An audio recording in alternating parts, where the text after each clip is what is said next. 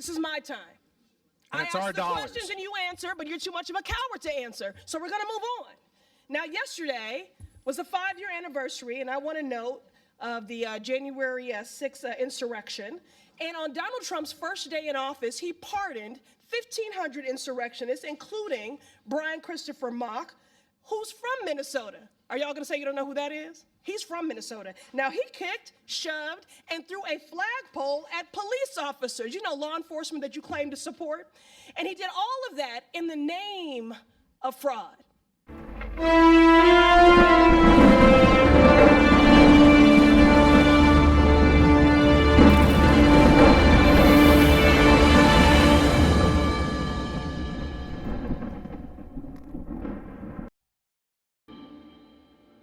Welcome to the show, ladies and gentlemen. Thank you so much for being here. My name is Michael Bontrager. This is What If News. Ladies and gentlemen, I have been watching on and off today the hearings that have to do with the fraud that is going on in Minneapolis. And while I'm watching the hearings going on in Washington, this unfolds. Someone else! Kill someone else! Go for it! Kill someone else!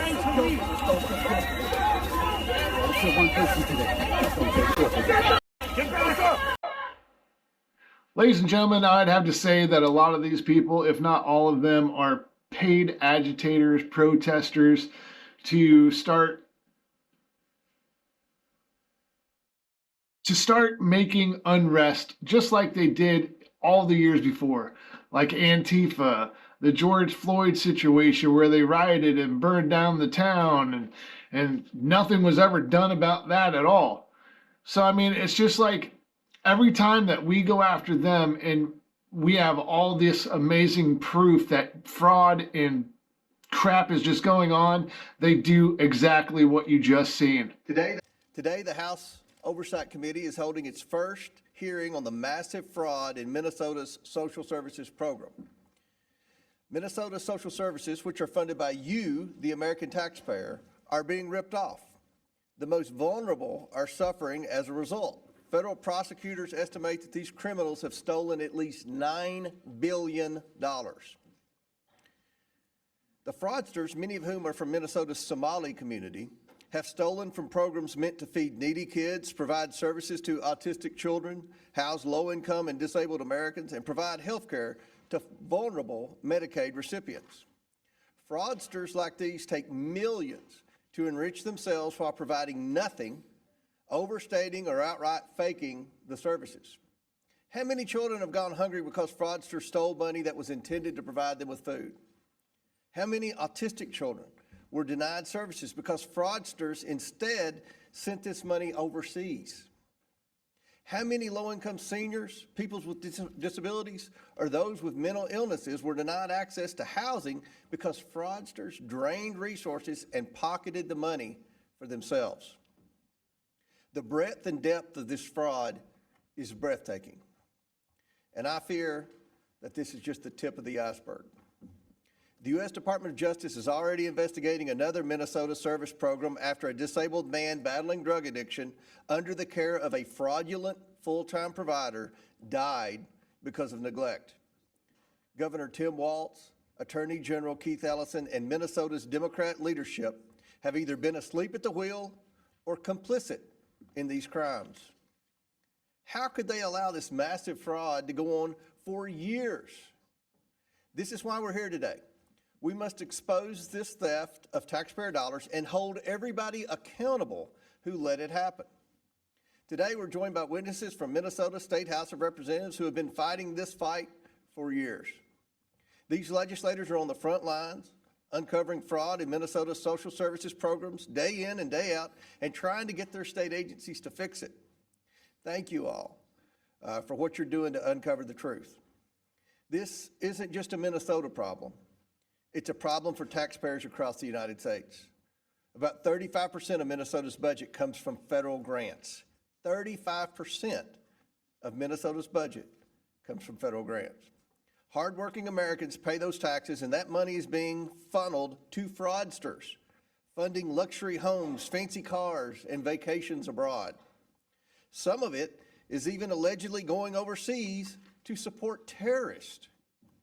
And yet, Governor Walz, Attorney General Ellison, and Minnesota Democrats failed to act despite countless warnings. They failed Minnesotans and all Americans, handing millions of taxpayer dollars to fraudsters. They failed children and others in Minnesota. They failed their own state employees, some of whom have come forward as whistleblowers. These whistleblowers have told us that the Walz administration retaliated against employees who warned and alerted the administration to the fraud occurring within these social services programs. Again, Governor Walz accused employees who were simply doing their jobs of racism, Islamophobia, and threatened surveillance to silence them. President Trump and his administration are taking a whole-of-government approach and prosecuting these fraudsters. To date, the U.S. Department of Justice has charged 98 defendants in Minnesota fraud-related cases, 85 of whom are of Somali descent. 64 have already been convicted. The U.S. Department of Homeland Security is on the ground conducting investigations of suspected fraud sites in Minnesota. The U.S. Department of Health and Human Services has frozen child care payments and started requiring documentation to prove entities are indeed providing child care. Other federal agencies are halting grant programs, investigating public housing fraud, and strengthening program eligibility requirements. The American people demand jail time for those who stole their hard-earned money and accountability for officials who sat by as resources were drained. Ladies and gentlemen, years and years ago, I said that follow the money. Everybody knows each other when it comes to fraud, schemes, deception, ruining people's lives, doing whatever it is that they need to do to sow unrest throughout societies. Everybody that creates that knows each other. They all talk. There's not a doubt in my mind that that happens. I mean, very seriously. And the thing is when you have receipts about what's going on, like you just heard, and James Comer is one of the people that I absolutely trust within the House, and the stuff that he says, you should really seriously listen to, because things that get said are not said without receipts. And then there's Jim Jordan. I'm going to go to this meeting that took place, or actually I want to go to March 30th, 2021. Is it true back in March of 2021, the Minnesota Department of Education suspended payments to Feeding Our Future, that program? Is that right? I believe that's correct. And then a month later, they resumed payments. That's correct. What caused them to change their mind? In my opinion, what caused them to change their mind was pushback from their constituency within the Somali community, who accused the state agencies of being racist. But what caused them to stop it in the first place? Was it whistleblowers coming forward? Was it like this something's not right here? What happened? Apologize for the misunderstanding. The reason they stopped the funds in the first place is because they had credible allegations that there was fraud taking place. From whistleblowers and others. Correct. And just they're doing their job looking, this doesn't make sense. We got all these programs, no one's getting fed, and yet money's going out the door like crazy. So they suspended it. And then they started it back up, right? Was there any threat of a lawsuit from the Somali community and folks affiliated with Feeding Our Future? Mr. Jordan, there was more than a threat. They actually did. They did? And what was the alleged claim in that lawsuit? That they were victims of racial discrimination. Oh, they played the race card, huh? All this fraud going on, money going out, and they played the race card. Now, when I talked about not just overlooking it, there was a meeting that took place between the Attorney General and affiliates of Feeding Our Future. Is that right? That is correct. And what happened at that meeting? Do we know? Yeah, we do, because we have it on tape. There was an audio recording made at that meeting that was entered into evidence in the Feeding Our Future trial, and it was later revealed through work from Center of the American Experiment, the full recording. And my observations of what took place in that meeting was that Attorney General Keith Ellison was focused on one thing and one thing only, and that was keeping these folks in business. There were no questions that he asked of these folks about how the kids are doing, the operation, how they're getting fed, who's being helped. Instead, the focus was entirely on ensuring that the money continues to flow. And I'll add that he went so far as to say that he was going to fight these people in reference to the state agencies. The state agencies are his client. Yeah, and when you said money's going to flow, did money flow to Mr. Ellison's campaign a couple weeks later from some of the folks who were in that meeting? Sure did. How much, do we know how much that was? I do not have that number. So it wasn't just overlooking the fraud. They were actively trying to make sure this program continued, and then they benefited from that politically with contributions to their campaign, all in this same year, all in 2021, when this was all coming to a head. Is that accurate? That is my understanding. And this fraud is much bigger than this, because as I look, it's like 6 different federal agencies. Department of Homeland Security, Health and Human Services, Small Business Association, Housing Urban Development, Department of Labor, Department of Agriculture, in this program and a bunch of others, they were shaking down the entire federal government, it looked like. 6 different federal agencies. I think you pointed out, over the last 15 years. That's correct. And not only are the Democrat administration overlooking it, they're helping it along. They're assisting it. They're going after whistleblowers, as your colleague pointed out. And they're benefiting from all this politically with contribution to their campaign, not to mention the voting issue that you referenced earlier as well. Is that all accurate?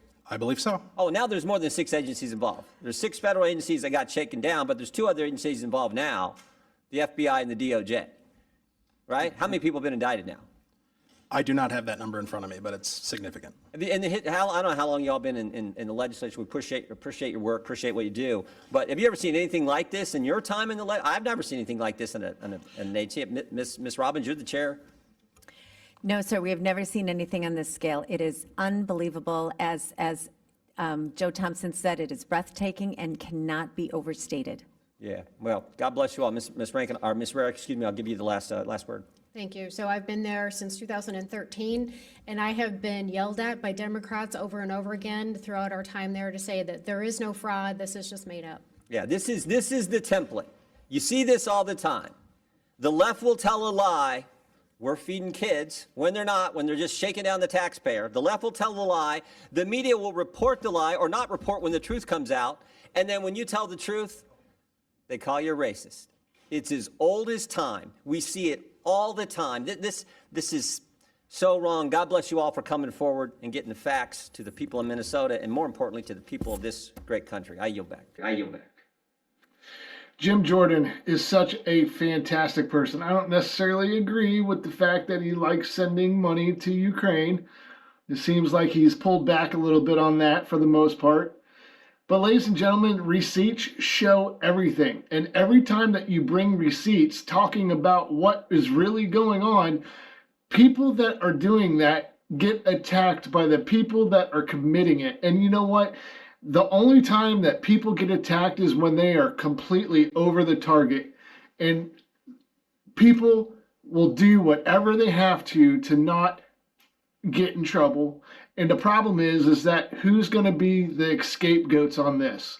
The Somalis, they'll go back to their countries. The people that are with it, they're screwed. So many people on this committee have already articulated, nobody here believes that rooting out fraud and waste and abuse is not a top priority of this committee, of our caucus, of their conference. It is. If you're on this committee, it is the top charge that we all undertake incredibly seriously. But I think, like so many things with the modern Republican Party, it's like you're skulking right around the edge of things, but too often, your bigotry, the Republican Party's own bigotry, is imprisoning them and keeping them from ever actually doing something that helps, not harms, the American people. And this is another one of those instances, right? When it's a person of color, if it's 2 or 3, it's a pattern, and the entire community must be indicted. But if it's 100 Republicans, it's just not bad.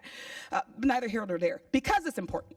That's why we have routinely held hearings where we actually go over with the Government Accountability Office their high-risk list. We take it seriously.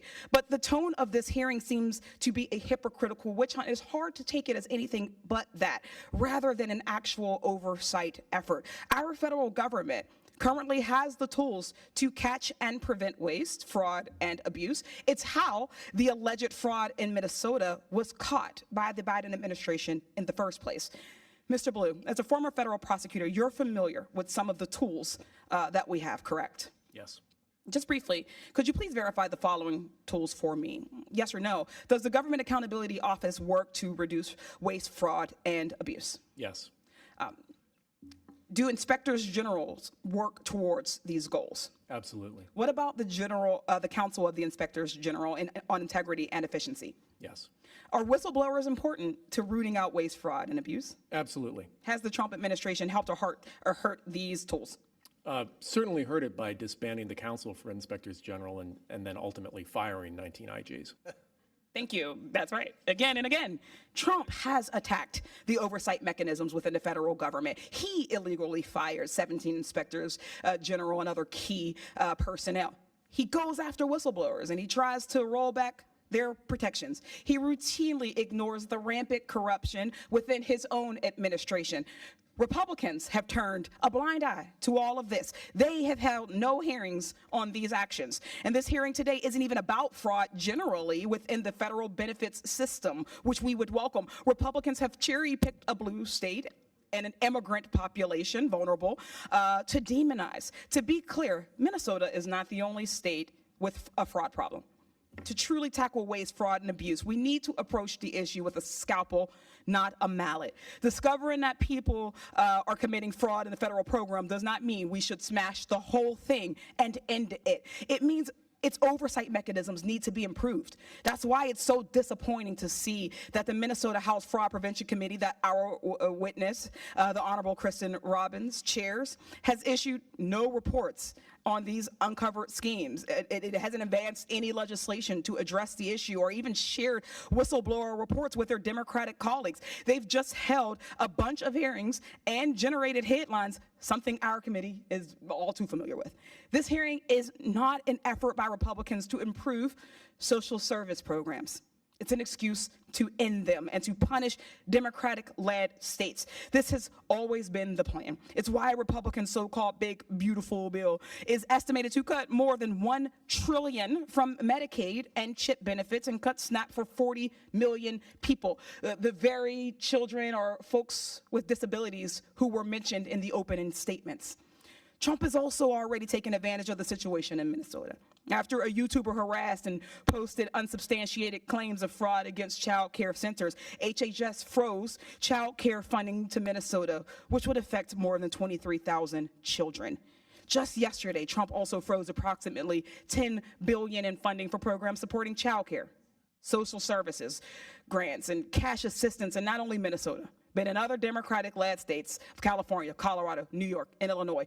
No matter what party we're elected to, we represent the people of our district, Democrat or Republican. We represent as the federal government all people of all states, irrespective of how they voted. That's a charge that I took, and I would like and hope that you all would do the same. When so many of these social service programs are being gutted and defunded, fraud becomes even more harmful, as that means even less money is going to people who need it. People need these programs. This situation should be an opportunity to take a deep look at the programs and improve their oversight abilities, not an excuse to cut them entirely. If we care about the most vulnerable, if we care about the most marginalized, this is an opportunity to do so, and I welcome us to actually do that one day. Thanks, I yield back. Ms. Lee, the IGs are hired to identify fraud. They haven't identified fraud. The IGs have failed. But anyway. You all have failed. No, you all continue to fail. We've done. Mr. Comer, I cannot agree with you any more than what that last little bit. The Democrats have 100% failed this country. They have used race baiting to do it. If you stood everybody together in Congress and Senate and you put them all in a circle, I bet you there's more racists within that body of people, especially on the Democratic side, than there are within the same amount of people if you found them out on the street. You know, you want to talk about Biden fraud? Why didn't he do anything about it? More states have fraud? You're correct. And I bet you money it's mostly all blue states. And then you want to talk about YouTuber that shined a light on this? Good job, Nick Shirley. Thank you, Mr. Chairman. Thank you for holding this hearing so expeditiously. We all know this is an important issue, not just in terms of welfare fraud, but also immigration more broadly. So we appreciate it, and thank you for the witnesses for taking the time to come here. I want to start with you, Mr. Balu. Again, thank you for being here. Let me ask you, does large-scale Somali immigration make Minnesota stronger or weaker? Certainly stronger. Certainly stronger. Do you know what percentage of Somali-headed households in Minnesota are on food stamps? No. 54%. Do you know what that number is for native Minnesota-headed households? Well, to be clear, a majority of the... It's 7%. There's a big difference between 54% and 7%, is there not? Excuse me, sir, could I answer the question? Let me move on. We've got a lot of questions here. What percentage of Somali-headed households in Minnesota are on Medicaid? I don't know. It's 73%. Do you know what that number is for Minnesota native households? Again, you're using the phrase Minnesota native households, but the majority... The number is 18%. That's quite an astounding difference. I think we would agree. Can I answer the question, please? Let me ask you one more, and then we can go on to that. What percentage of Somali-headed households are on welfare in general? I don't know. It's 81%. What about, let me just ask you, after 10 years of being in the United States, what percentage of Somali immigrant households continue to be on welfare? I don't know. The number is 78%. So even after 10 years, 78% of Somali immigrant households continue to be on welfare. Do you know what that number is for native Minnesota-headed households? Again, you're using non-Somali immigrant-headed households. If I can just answer the question, when you're using the phrase native Minnesotans, the majority of Somali Minnesotans are as Minnesotan as any of us. They were born in the United States. It's only 8,000 of the 108,000 Somalis. Nevertheless, the welfare usage is astoundingly different. Let me ask you again, does that make Minnesota stronger or weaker? Again, I'd like the opportunity to answer the question here. So, again, the majority of Somali Minnesotans are born in the United States, as I understand it. Okay, well, what percentage of working age Somalians who have been in the U.S. for 10 years or more, how many of them speak English very well? I don't know. About half. The answer is about half. That seems pretty low, doesn't it? Again, I keep trying to... It doesn't sound like something that makes our country stronger to me, and I think most Americans would agree with me on that. I need to move on. Ms. Robbins, when would you say we concretely knew that widespread welfare fraud was occurring in Minnesota? There have been reports since 2009 from the Office of Legislative Auditor. I would say the credible reports on childcare fraud started surfacing 2011 to 2013. So for over a decade? Yes, sir. When do you think Governor Walz knew about this fraud? From the very beginning. He was running for governor in 2018 when there were prosecutions going on, when there was an OLA report, active cases in the news all the time. And what was the Walz administration's response? They actually did nothing when they got into office, and Lieutenant Governor Peggy Flanagan had been on the committee in the legislature that had hearings on childcare fraud, and when they got into office, they did put $5 million into a little more money, but nothing changed. But nothing. And let me ask you, Mr. Hudson, thank you for being here. Did those who commit this fraud, do they typically vote for Republicans or Democrats, in your opinion? In my opinion, thank you for qualifying it like that, I would say they most definitely overwhelmingly vote for Democrats. Do they typically donate to Republicans or Democrats? Not to my knowledge. They don't donate to Republicans, they donate to Democrats, in my opinion, yes. Got it. So would you say this is the Somali population is an important demographic for Democrats to win over politically? Unquestionably. Got it. And do you think it would have hurt Democrats' political standing with the Somali population to investigate this fraud? Very clearly. Got it. So in other words, you're saying that there was a political incentive to cover up widespread Somali fraud. Is that right? 100%. Got it. Let me ask all three of you. Did the Walz administration and Democrats intentionally, in your opinion, overlook this fraud while it was happening for political gain? I'll start with you, Ms. Robbins. Absolutely. We have credible whistleblower reports that the Department of Human Services administration up to the OIG and the commissioner met with a group called the Minnesota Minority Child Care Association multiple times. Well, ladies and gentlemen, there you hear it. So they've known about it since 2009, which means that Obama would have been, president, that more than likely, I don't know, the Somalis came in when? During Obama, right? And the guy, Baloo, or whatever his name is, man, that guy, he's a talking piece. In other words, yes to everything that the Democrats say, and then when Republicans ask him a question, he ain't got a freaking clue. How are you going to wind up having somebody come testify that ain't got a doggone idea about anything, but when he's asked other questions from Democrats, it's always yes. And I'm going to leave you with this. Chair recognizes Ms. Presley from Massachusetts. Thank you, Mr. Chair. Let me just begin by making this plain. Credible fraud must be investigated and prevented. Every dollar that is stolen from public programs is a dollar that is taken from a child who needs care, a senior who needs food, or a family that is already struggling to make ends meet. Ms. Robbins, I want to just begin with a basic question, and please answer yes or no. When someone is convicted of defrauding the public, do you believe that they should be held accountable? Yes. So if we're serious about fraud, then we also have to be serious about accountability. Ms. Robbins, do you mind just expounding, what does accountability look like to you? We want to prosecute everyone who's committed a crime, and we want to fire officials in the agencies that are liable for allowing the failure of internal controls. Okay, so Ms. Robbins, let me be more clear. What should happen to fraudsters who steal public dollars? They should go to jail. So in my opinion, accountability means restitution. It means consequences, like incarceration, that help ensure that it doesn't happen again, as a real deterrent and accountability. It means that money taken from families and the public is returned to them. But that is not the standard that is being set by Donald Trump, who is wielding his clemency authority to allow fraudsters to escape accountability altogether.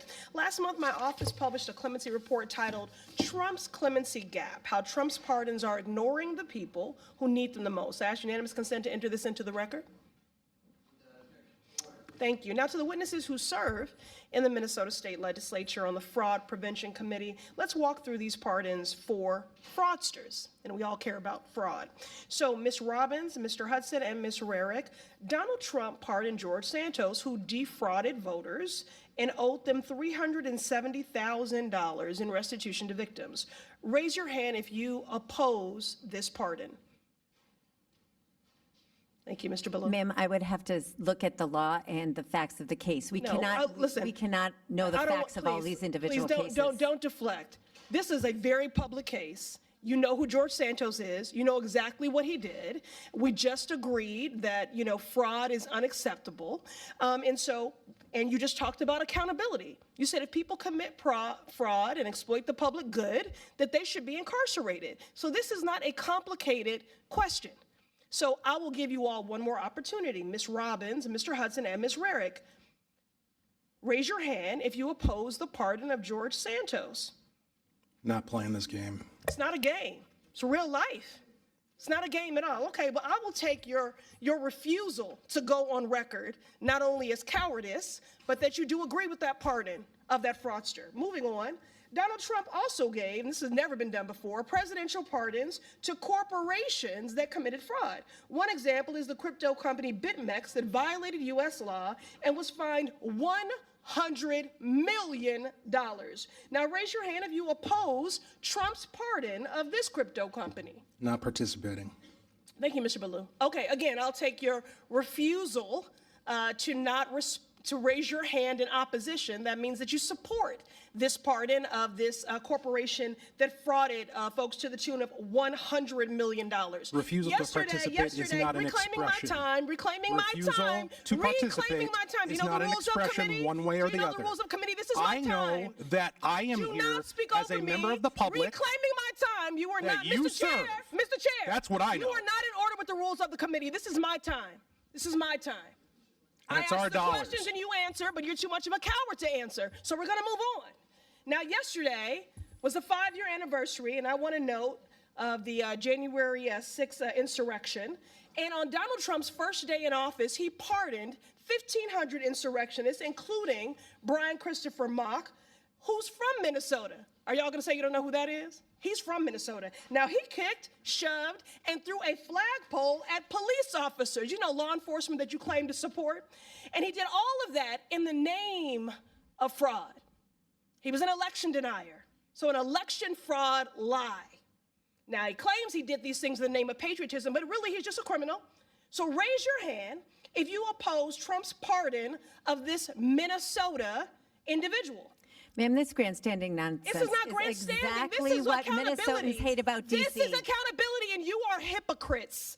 So again, I will take your Thanks for refusal demonstrating my opening Mr. statement. Chairman, reclaiming order, my decorum. time. She's off the Reclaiming rails. my time. I'm not off the rails, please. You are Enough totally with your off the tropes. rails. Nancy, Order. enough Off the with your rails. tropes. Give me my time back. Order, Mr. Chairman. If Republicans were come here to be serious about accused reclaiming by somebody my who's time, supposed to serve me. restoring You the press time, your time reclaiming and my time. constituents. You have no time left. You don't get to accuse me of things in this chamber. Overtime. You're out of Order. time. Reclaiming my You're out of time. time. She has more You're time out of time. We're done here. You're We're out of done. time. Touch in, out of time. At least 10 Mr. seconds. Chairman, of you're my out of time. time. Time's Restore expired. my Out of time. order My time and is out of not time. expired. Ms. Presley, you've You all already are very secured your unserious. MSNBC spot tonight. I'm not Now, your time's I'm required. looking for Chair accountability, recognizes Ms. and you Mays want to from You're run gonna be from the so good on accountability MSNBC. Chair of your recognizes king Ms. Mays. and this administration. Thank you, Mr. Chair Chairman. recognizes Ms. And Mays. Mr. Chairman, I agree. She's don't going to be care a great about host on hungry children. You wanna be MSNBC. cutting This is medicine. my I time. wouldn't want to jump in front of Ms. my Mays if I were you, Ms. I Presley. reclaim my time. This is my time.